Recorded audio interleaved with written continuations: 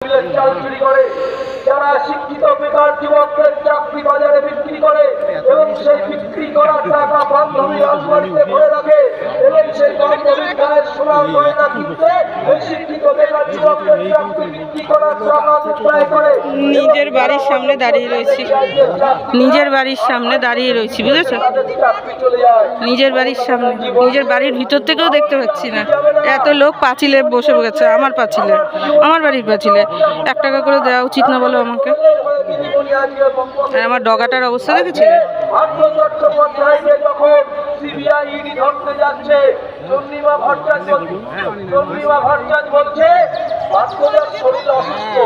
যদি কিছু হয়ে যায় বিজেপিকে ছাড়বো না, তাহলে কেউ যদি অসুস্থ হয় তাহলে তাকে ধরা যাবে না, এটা আজকে দিদিমণি বলছেন। আজকে রাজীব কুমারের বাড়ি যখন ইডি ঢুকছে, আমি কিন্তু আমার বাড়ির সামনে দাঁড়ানো, বারবার করে বাড়ির পিছনটা দেখিয়ে দিচ্ছি। হ্যাঁ,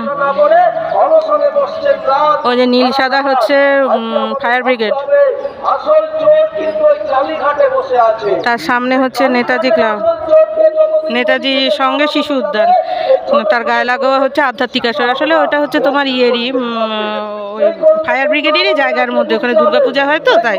তারপরে রাস্তা আমার বাড়ি। যখন আসবা কেউ দেখবা যে হলুদ আর মেরুন বাড়িটা, হলুদ না তো ক্রিম কালার, সরি, কল্যাণগড় মোড় থেকে দেখতে পাবে। কল্যাণগড় মোড় থেকে যখন এদিকে আসবে, মানে এদিক দিয়ে যাবে, ধরো কলেজ দিয়ে এদিক দিয়ে যাবে, তখনই দেখতে পাবে আমার বাড়ি টার্নিং পয়েন্ট। আবার পিছনটাও দেখাচ্ছি, জালনাও হচ্ছে হলুদ, ক্রিম আর মেরুন, সানসেটগুলি সব মেরুন।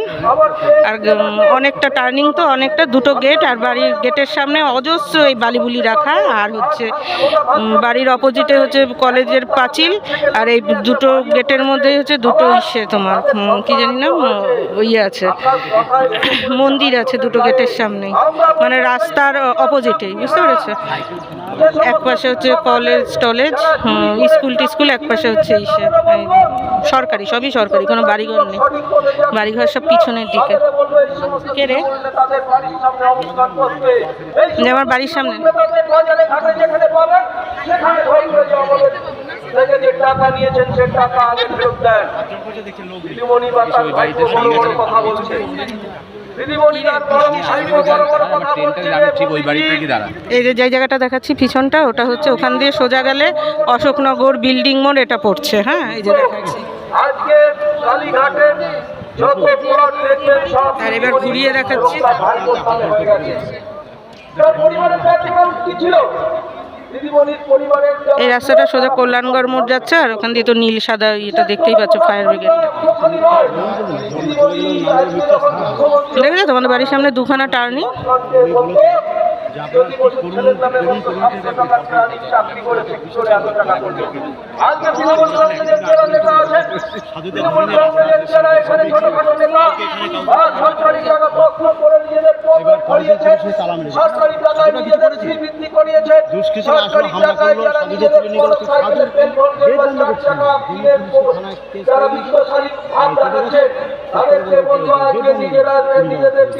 সামনে নেন, তার কারণ মোদিজি কিন্তু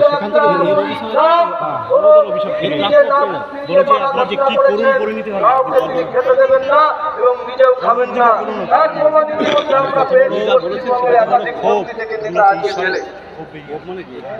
আজকে পার্থ চট্টোপাধ্যায় নয়, আমাদের ভাবতে লজ্জা করে। টোটাল শিক্ষা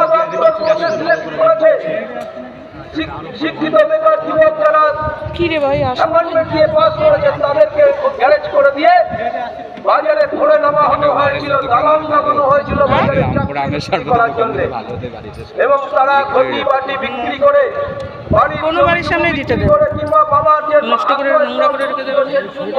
মানুষ যে তো খাবে সে তো খেয়ে হাঁটা মারবে, কিন্তু বাড়ির সামনে নোংরা করবে না। নেতাদের তৃণমূলের যারা দালাল হিসেবে পরিচিত এলাকায় তাদের হাতে টাকাটা তুলে দিয়েছিল, আজকে তাদের চাকরি চলে গেছে, আকাশ মাথায় ভেঙে পড়েছে, তাদের অন্য জোগাড়ের ব্যবস্থা নেই।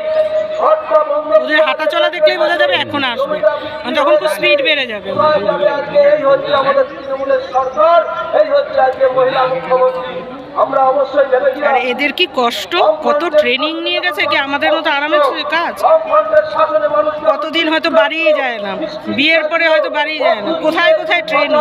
তখন কিন্তু আমরা মমতা দিদিমণিকে ভেবেছিলাম ইনি আমাদের একটা ট্রেনিং নিয়ে দেখাক না, কেউ ভেগে মুখে কেঁদে দেবে। সেই 2011 সালে এই দেখো গাড়ি আসছে। ঘটনা ঘটেছিল যে কামদুনিতে শিক্ষা ঘোষ নামে একটা কলেজ